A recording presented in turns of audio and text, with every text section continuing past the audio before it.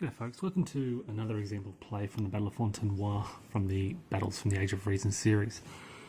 This time we're about 20 minutes ahead of where we were from the last example, and the Allies have broken a nice little gap here.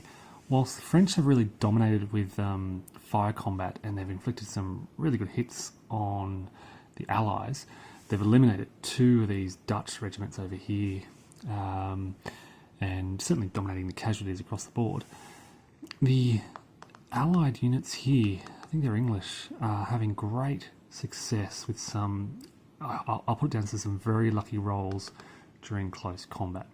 And they've opened this gap. You can see these Allied units along here, Allied, an Allied unit pushed up here, and this is the first French unit. So there's this 1, 2, 3, 4 hex gap that just opened up. You can see these routed French units behind the lines. These guys routed last turn and they recovered, so they're shaken and disordered. But whilst I had a lot of units behind the lines and cavalry covering here, cavalry covering here, I just had this little bit of a gap in my coverage in this area, and the French haven't been able to respond until now. So they've just won the initiative with a roll of 6-1, +1 of course because of their commander, and they're going to activate this cavalry command in here, just these 4 cavalry units, and they're going to try to push back these disordered, I think they're English infantry units around this area. So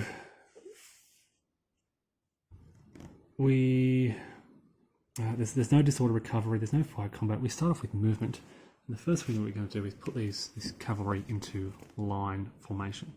So we consult the formation change, here we go, on this side. These guys are going from march column to a line column. They're turning left and they're French, so it only costs actually 2 movement points to make this maneuver. So that's 2, and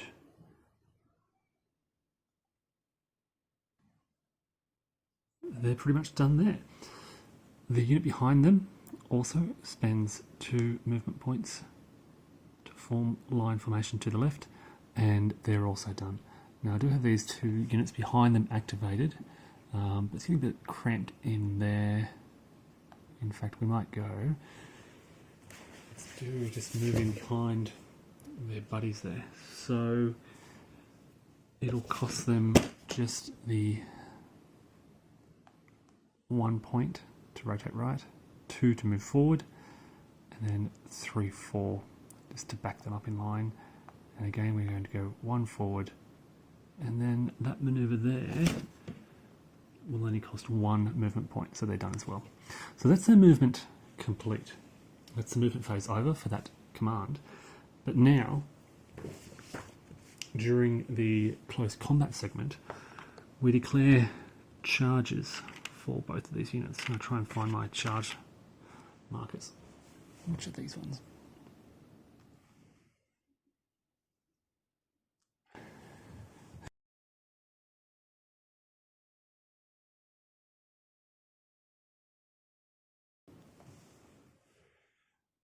Now, note that these cavalry units were facing off to the west. They couldn't have countercharged. They're also in march column, so they couldn't have countercharged these Allied infantry as they advanced. We then do a morale check for each of those units attempting to charge. First of all, the cavalry on the left, and a 43 should see them pass quite easily. Yep. And the unit on the right, an 18, means I'm pretty sure they're going to, oops, that's a leader, fail. Yep. So they fail their attacker morale check, which means they don't move, and they are instead, even with their leader bonus to the morale check, they don't move and they are instead shaken, which means they will not be charging that unit. Okay, we then go to cavalry charge movement, which uses a special cavalry movement. It doesn't expend their normal movement points. It's pretty straightforward here. It can get very complicated if they're charging through difficult terrain. In this case, they've just got 2 intervening clear hexes. And let's go.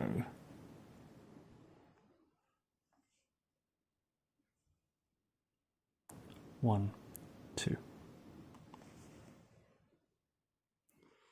Now, normally with cavalry charge movement, defenders can get a defender reaction. Of course, infantry would want to form square.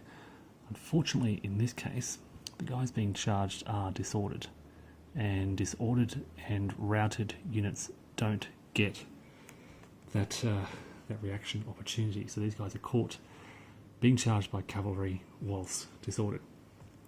There's no other allied artillery around here, so there's no counter-charge movement. Instead, we move into the combat designation, which is where, for all combats you've designated or initiated for this round of close combat, you have to designate attackers and defenders. In this case, it's pretty easy, 1 versus 1. Over here, if they pass and charge, it'd also be 1 versus 1. But it's a pretty straightforward one-on-one combat. We then go straight to the defender morale check. And it's a 25, which could be a close one. Now, this is a morale check, the pre-close combat. I'll just show you the chart here. So we're looking at this test here, pre-close combat. And on the modifiers, the important thing here is this is non-cavalry being attacked by cavalry, the +5 modifier. Now, these guys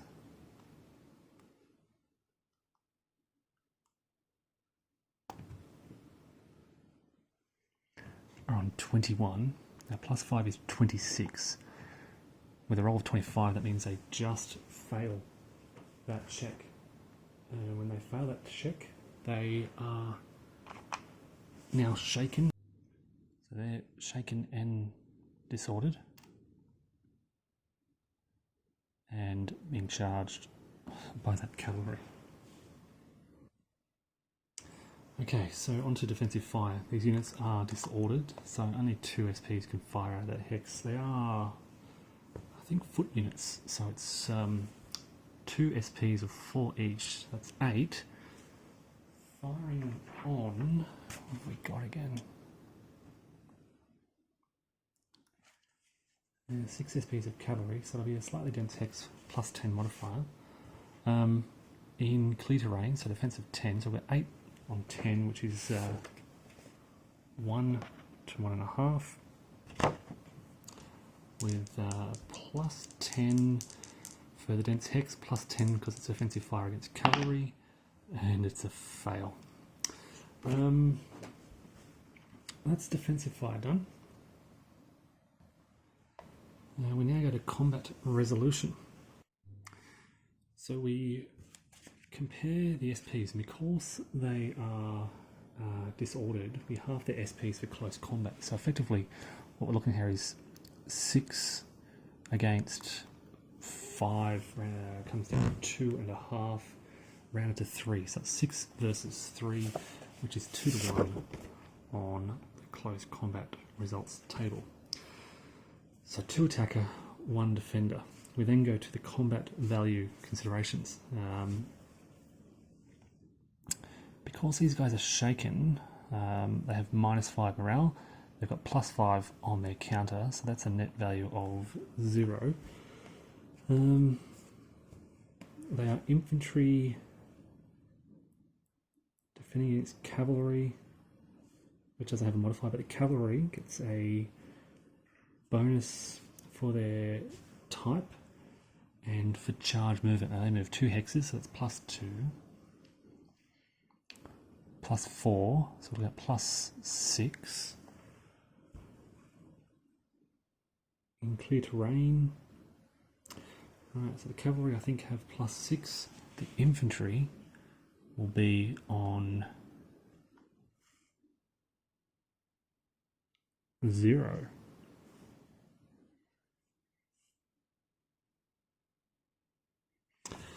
Let's see how that works out. Okay, so we have the French 3 + 6 is 9, minus the English 6 is 3. So 2 to 1 on the combat results table. A 3 is a attacker 1 disrupted, defender 1 routed result. 2 to 1, 3. If I've missed 1 point, it's the same result. So, attacker suffers a casualty.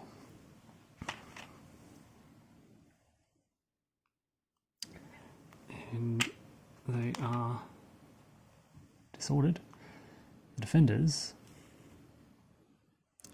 suffer a casualty. They go up to 3. And they now rout. Route movement is just 4 hexes back. So 1, 2, 3, 4. Placing them there. We now, however, let's just mark this on the casualties table.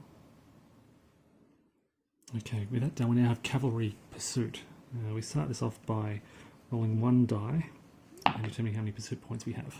As it is, it's only 1 anyway. This is pretty good because I really didn't want to pursue too far. That is, place this a decent pursuit would place this cavalry right in the midst of all this strong English infantry. So as it is, they pursue. I think they advance 1 hex first.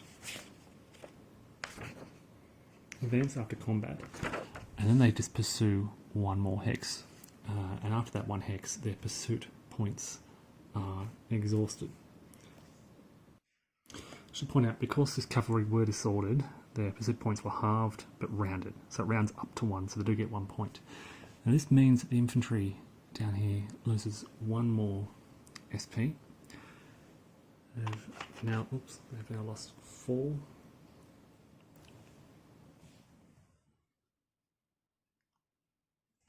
And I'll just mark that.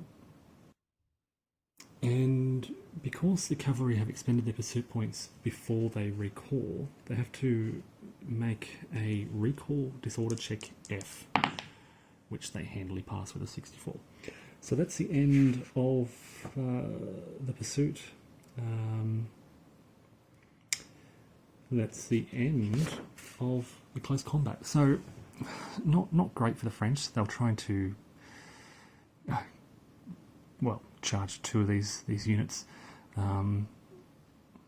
They've now got themselves they've pushed back that most advanced English infantry, but I'm a bit worried about this cavalry now sitting here.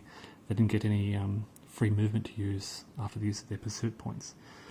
Nonetheless, we do now have some cavalry in line behind the lines. Should have done that a while ago, but they're now better placed to respond to this English infantry advancing. And there are a few more activations to come. There's some more cavalry over here. This is the French Reserve infantry in here. There are 4 regiments in there that can respond. Okay, so just at the end of activation, it's close combat. Activation completion. We flip over the leader's activation marker, which I'll do just here in just a moment.